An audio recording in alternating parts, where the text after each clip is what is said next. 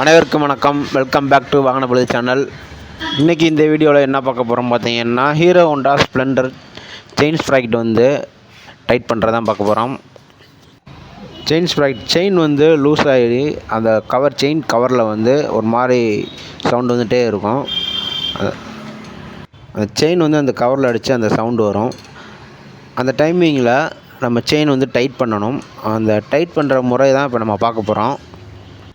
Chain வந்து எப்படி tight பண்ணலான்றதை பார்க்கலாம். இப்போ நான் காட்டுறேன் பார்த்தீங்களா, இது உள்ள கவரு ஒரு நட்டு, அதுக்கு மேலே ஒரு போல்டு வரும். அது வந்து வீல் போல்டு.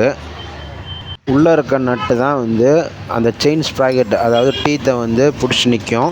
வெளியில் இருக்கிறது வந்து வீல் போல்டு. இதை வந்து லூஸ் பண்ணிங்கன்னா வீல்லே கழட்டிடலாம். இப்போ வந்து வீல் டைட் பண்ணுறோம்.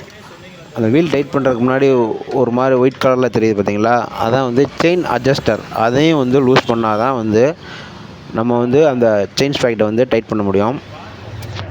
வீல் போல்டுக்குள்ளே ஒரு நட்டு வரும். அதை ஃபஸ்ட்டு வந்து நம்ம வந்து லூஸ் பண்ணிடணும். அதுக்கப்புறம் தான் வந்து இந்த செயின் அட்ஜஸ்டரை வந்து லூஸ் பண்ணணும்.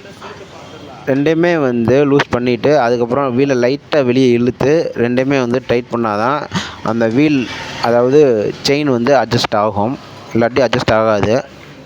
மேக்ஸிமம் மெக்கானிக்கை தவிர்த்துட்டு மித்த பேர் வந்து வீட்டில் பார்ப்பாங்க. அது எல்லாருமே பார்த்தீங்கன்னா வீல் அந்த போல்ட்டை மட்டும் லூஸ் பண்ணிவிட்டு டயரை வந்து வெளியில் இழுத்து பார்ப்பாங்க.